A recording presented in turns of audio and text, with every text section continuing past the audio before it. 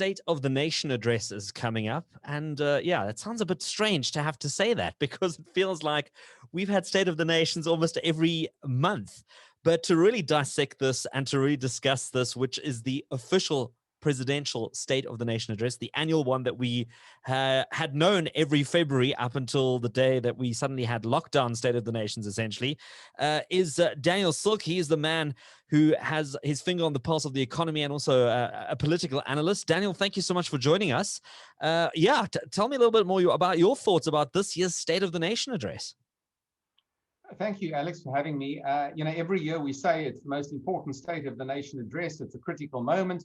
And we're at a crossroads. And frankly, we are yet again. And, I went back and I looked at last year's State of the Nation address. And to my amazement, there was no mention of the word COVID-19, not one mention of it. And I think it just shows you to what degree COVID has become the key backdrop issue for us in this State of the Nation address. It's almost as though what we would normally be looking for, which would have been a type of review of the government's performance over the last year, and then a sort of an agenda setting environment for the next year. It's almost as though that's really almost fudged. It's almost dissolved into the immediate issues of coping with COVID, paying for COVID, and obviously a satisfactory vaccine rollout. So that's going to be, the key messaging here. You're quite right. We've had many State of the Nations for the last year, frankly. We're going to, I think, have more announcements regarding the vaccines tomorrow evening, and hopefully there'll be a credible message around this, around procuring a vaccine that actually does work for South Africa. So, that's going to be the big talking point tomorrow. It's interesting that you mentioned that because I almost felt like, well, there might not be anything new to say because the president's been speaking every single month. And, is there more that he can add to it? I mean, you've kind of alluded that there will be something to project forward to and maybe pick up on some of the highlights of the past year. But do you feel that we're either fatigued or slightly more in tuned with watching these things because we've become so used to tuning in now and watching the president speak every month that we might be a little bit more inclined to watch SONA now than maybe in the past where people just tuned in because they were waiting for some drama to unfold in Parliament? Yeah, one thing, I think the sort of virtual nature of the event is going to prevent major drama. So you can always turn off the cameras, much easier than when you're in the house physically. But I think, I think South Africans are going to watch. They're going to watch for fresh information on COVID. So that will ensure a relatively good audience, so long as load shedding doesn't get the better of us in the next 24 hours. But I do think, though, that there are additional critical issues that need to be addressed. The big issue of economic policy reform remains elusive for us. COVID has sapped our energy on this issue. But you've really got to return to that because COVID has had a detrimental effect on what was an ailing economy prior to COVID, and therefore policy reform is critical. And the other issue that I really think is important clearly is, what kind of statements are the president going to make about corruption and fighting corruption?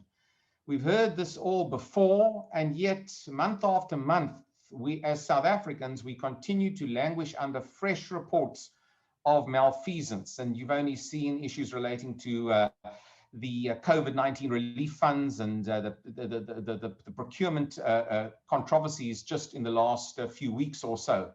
So these are important issues, along with issues relating to possibly talking about the importance of our constitution, the progress of the Zondo Commission, also in focus since former President Zuma has expressed his lack of willingness to participate. This would be an opportunity for the president to crack the whip when it comes to the importance of the Zondo Commission in our broad framework.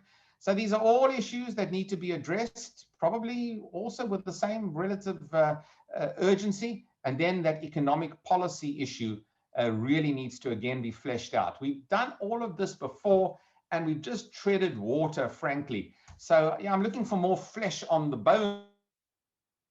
I'm going to get it. Well, we also know that this is the big warm-up to the finance minister's budget day speech, which is towards the end of February.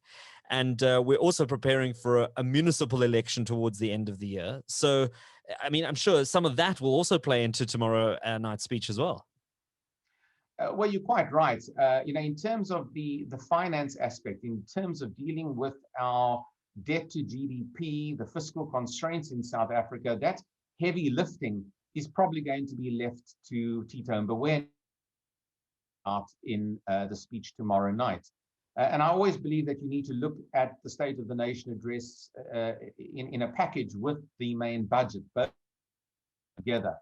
If there are any major shocks in terms of tax increases, and I don't think it would be prudent for us to have any widespread tax increases given the current fragile state of our economy. But if there are issues pertaining to that, if there are our need to increase our borrowings and therefore up our GDP, our debt to GDP rate, that's not going to come out of the State of the Nation address tomorrow evening. So I do a separate issue, and we can talk about that in a few weeks' time. But the key issue really will be whether the president can lay down the law. He needs to lay down the law to his own political party, and he would do that in the speech more subtly by addressing some of the issues that I've mentioned. And of course, he needs to indicate the willingness of government to reform economically. He needs to introduce those particular concepts so that they can be discussed more adequately and fleshed out and gain approval within the ANC. Only once he gets approval within the ANC can we really see policy reform becoming more of the norm in South Africa. Well, Daniel, you're doing a lot of talks. You're speaking to a lot of corporates, both locally and internationally. Be quite interested to hear what's keeping people up at night at the moment. What are some of the major businesses, some of the major business leaders concerned about when it comes to South Africa and where we're at right now? Well, look, I think, from a business point of view, obviously COVID does occupy the minds, and the disappointing results from the AstraZeneca test earlier this week has put South Africa on the back burner, certainly from sort of a travel point of view, an integration with the rest of the world point of view. But I think, on the positive side, there is a lot of interest again in the African continent. I think the African Continental Free Trade Agreement, which is now come into force at a very early stage. But I think there is now a sort of an interest again in intra-African trade, the role that South Africa can play in that in terms of getting our products to market on this continent at more affordable tariff rates. It's not easy. It's going to be difficult for South Africa, Nigeria, and the bigger economies to come to the party. But there certainly is, I think, a political buy-in for this. So there's a tick there as well. I think there's a tick, broadly speaking, in terms of sort of innovation that some South African companies, smaller companies as well, startups are starting to provide.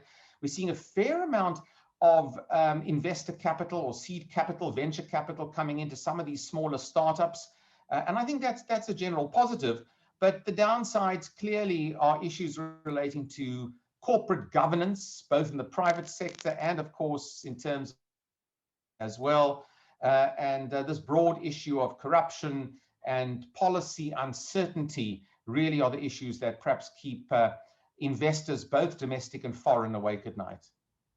I mean, one of the interesting things that came up in a conversation I had the other day was how people were saying that the markets still seem to be doing very well, both internationally, locally as well. The stock market is actually doing better than I think a lot of people are expecting. Are there a lot of people sort of hedging their bets and saying, well, look, all of this is going to be over at some point, so we might as well buy things while they're on sale? I think there is value, certainly, in our markets. Our markets have taken a battering over the last 2 to 3, 4 years, for that matter. And investors are looking for opportunity and value for a rate of return. Remember, interest rates remain very, very low, both in South Africa, but particularly outside of South Africa. So there is an incentive to look at some of our equities that have a relatively solid dividend payout to provide some sort. And those issues, I think, combined have sort of helped our domestic market. And even some of our more domestic retail stocks have done a little bit better over the course of the last 3-4 months or so. For domestic business in South Africa, I think we still have to get through this sort of, we are at lockdown level 3. We still are in this country. It prevents some business taking place. It does constrain us overall. And I think perhaps investors are looking to position themselves, hopefully, for an environment in which a vaccine does become a positive part of the fight against COVID. You mentioned already that the State of the Nation address is going to be a virtual event, as so many events have been over the last year. I guess with that, it being digital or being online, a lot of the pomp and ceremony and maybe these sort of extraordinary ball gowns and suits that are worn on the red carpet and that whole build-up, I guess, is all out of the window this year. Well, I think it's a relief, frankly, Alex, that we don't have to watch a fashion parade. I think times are tough for many South Africans. Food on the table is a battle for many millions of South Africans, and to see an ostentatious display, as has been the case sometimes in the past, I think would be out of place. So, I'm somewhat pleased that this is a scaled down affair. The red carpet has been reused before, so you don't need a fresh one there just for the entrance into Parliament. And I do think it will have a chance just to have a functional speech rather than a piece of theatre that we don't really need. Well, if you had to leave us with some final thoughts as we watch the State of the Nation address tomorrow, what would that be?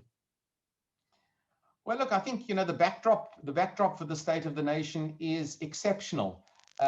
When you're dealing with a pandemic that still has to be solved, not just in South Africa, but in most of the rest of the world, and you're dealing with the structurally weak economy, high levels of corruption, policy uncertainty, you've got tremendous pressures on President Ramaphosa.